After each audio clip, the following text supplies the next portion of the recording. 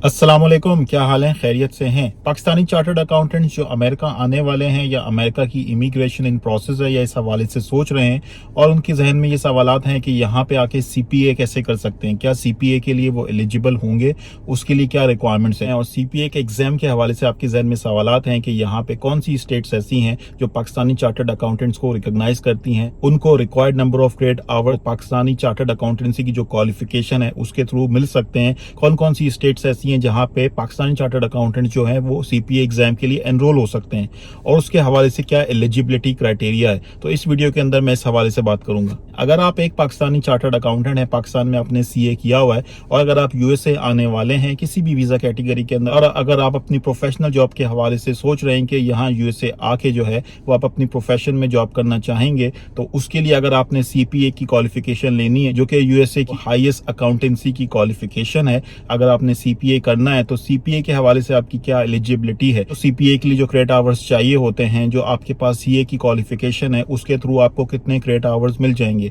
और कौन कौन सी स्टेट्स ऐसी हैं जो कि फॉरेन क्वालिफिकेशन को, खासकर जो पाकिस्तानी क्वालिफिकेशन है, सीए की क्वालिफिकेशन है, अगर आपके पास बैचलर्स है, बीकॉम की डिग्री है, तो उसको कितने क्रेडिट आवर्स आपको मिल सकते हैं, तो आप कौन कौन सी स्टेट्स के अंदर अप्लाई कर सकते हैं सीपीए के लिए। मोस्टली जो चार्टर्ड अकाउंटेंट्स है पाकिस्तान के अंदर उन्होंने बीकॉम किया हुआ होता है, तो अगर उनके पास बीकॉम की डिग्री है तो उसको साथ मिला के जो required number of credit hours हैं यहाँ यूएसए के अंदर जो चाहिए होते हैं सीपीए को, तो वो उनको मिल सकते हैं। जिस स्टेट में भी आप आना चाहें तो आप किसी और स्टेट के अंदर भी अप्लाई कर सकते हैं, इसमें कोई मसला नहीं है। मिसाल के तौर पे जैसे अगर मैं नॉर्थ कैरोलिना के अंदर रहता हूं तो नॉर्थ कैरोलिना का जो स्टेट बोर्ड ऑफ अकाउंटेंसी है वो फॉरेन क्वालिफिकेशन को रिकॉग्नाइज नहीं करता, वो फॉरेन क्वालिफिकेशन के लिए क्रेडिट आवर्स अलाउ नहीं करता।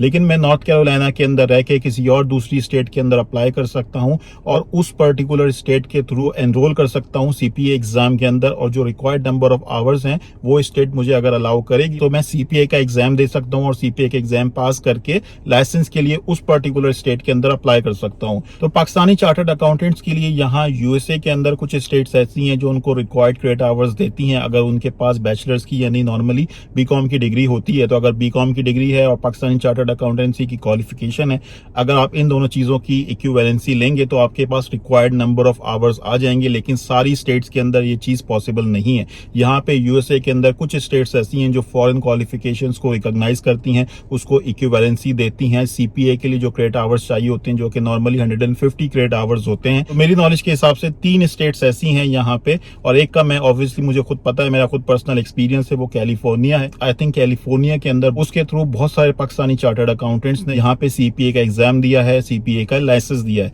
तो आई थिंक जो टॉप मोस्ट सूटेबल स्टेट हो सकती है पाकिस्तानी चार्टर्ड अकाउंटेंट्स के लिए वो कैलिफोर्निया हो सकती है। और जो पाकिस्तानी चार्टर्ड अकाउंटेंसी की क्वालिफिकेशन है उसके लिए नॉर्मली 120 घंटे मिल जाते हैं, और अगर आपके पास बीकॉम की डिग्री है तो उसकी जो है वो तकरीबन 60 आवर्स होते हैं। तो 120 प्लस 60 आवर्स मिला के 180 आवर्स हो गए, तो 150 आवर्स की रिक्वायरमेंट जो है वो पूरी हो जाती है। ये इक्विवेलेंसी लेनी पड़ती है, और स्टेट बोर्ड ऑफ अकाउंटेंसी उनकी सर्टिफाइड अप्रूव क्रेडेंशियल इवैल्यूएटर्स होते हैं जिसकी लिस्ट, जिसकी डिटेल उनकी वेबसाइट के ऊपर मिल सकती है। तो उसके थ्रू अपनी फॉरेन क्वालिफिकेशन को, फॉरेन डिग्रीज को, उनकी इवैल्यूएशन करवाई जा सकती है, और वहां से जब रिपोर्ट आएगी और जो required number of credit hours हैं वो मिल जाएंगे, उसके बाद जो है वो सीपीए एग्जाम के अंदर एनरोल होकर सीपीए एग्जाम दिए जा सकते हैं। और जब सीपीए एग्जाम पास हो जाए उसके बाद 1 या 2 साल की एक्सपीरियंस की रिक्वायरमेंट होती है, और वो एक्सपीरियंस की रिक्वायरमेंट नॉर्मली जो है वो हमारे पास होती है। अगर आप यूएसए के अंदर काम कर रहे हैं तो वहां से भी ऑब्वियसली वो रिक्वायरमेंट फुलफिल हो जाती है। उसके बाद जो है वो एथिक्स का एग्जाम होता है। एथिक्स का बड़ा सिंपल सा एग्जाम होता है,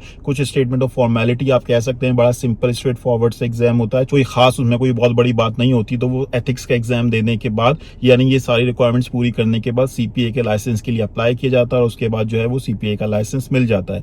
तो आई वुड से कि कैलिफोर्निया जो है वो मोस्ट सूटेबल स्टेट है पाकिस्तानी चार्टर्ड अकाउंटेंट्स के लिए। उसके बाद ओहायो हो सकती है और मोंटेना हो सकती है। मेरा अपना जो पर्सनल एक्सपीरियंस है वो कैलिफोर्निया के साथ है। इसके अलावा मेरा एक और कुलीग है यहाँ यूएसए के अंदर, उसने ओहायो के थ्रू सीपीए के अंदर अप्लाई किया, सीपीए के एग्जाम दिए। इसके अलावा मुझे ये भी पता चला है कि एक और स्टेट है मोंटेना, वहां पे भी फॉरेन क्वालिफिकेशन और फॉरेन डिग्रीज को जो है वो इक्विवेलेंसी मिल जाती है पाकिस्तानी चार्टर्ड अकाउंटेंट्स को, और प्लस अगर बैचलर्स है, बीकॉम है उनके पास, तो उनको भी required number of credit hours जो सीपीए के लिए चाहिए हैं वो मोंटेना के अंदर भी उनको मिल सकते हैं। तो आप ये कह सकते हैं कि कैलिफोर्निया हो गया नंबर 1, नंबर 2 ओहायो हो गया और मोंटेना हो गया। आप इनकी वेबसाइट्स के ऊपर जाके जो है वो फर्दर इन्फॉर्मेशन ले सकते हैं। इनकी जो स्टेट बोर्ड ऑफ अकाउंटेंसी की जो वेबसाइट्स हैं उसके ऊपर और इन्फॉर्मेशन मिल जाएगी। और ऑब्वियसली इनके अपने अप्रूव्ड इवैल्यूएटर्स होते हैं जो कि फॉरेन क्वालिफिकेशन को, फॉरेन डिग्रीज को इक्विवेलेंसी देते हैं और क्रेडिट आवर्स असाइन करते हैं। उसके लिए ऑब्वियसली डॉक्यूमेंटेशन सबमिट करवानी पड़ती है, जो एजुकेशनल रिकॉर्ड्स हैं, जो ट्रांसक्रिप्ट्स हैं,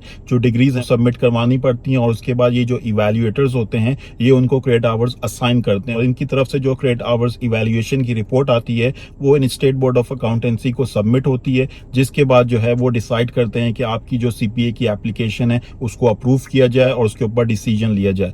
तो इस तरह का ये प्रोसेस होता है। अच्छा भाई, इस वीडियो के अंदर मैंने कुछ इन्फॉर्मेशन, कुछ डिटेल्स शेयर करने की कोशिश की, और बहुत सारी चीजें हो सकती हैं, लोगों के बहुत सारे सवालात हो सकते हैं, जो पूरा प्रोसेस होता है उसके अंदर मुख्तलिफ चीजें हो सकती हैं। फिर इंशाल्लाह मौका मिला तो किसी और वीडियो के अंदर डिटेल में इस हवाले से बात कर लूंगा। अगर आपको वीडियो इन्फॉर्मेटिव लगी, आपको लगता है कि ये वीडियो किसी और के लिए भी यूजफुल हो सकती है, तो आप इसको शेयर भी कर सकते हैं। ठीक है, so that's it from my side. Thank you very much. Goodbye. Allah Hafiz.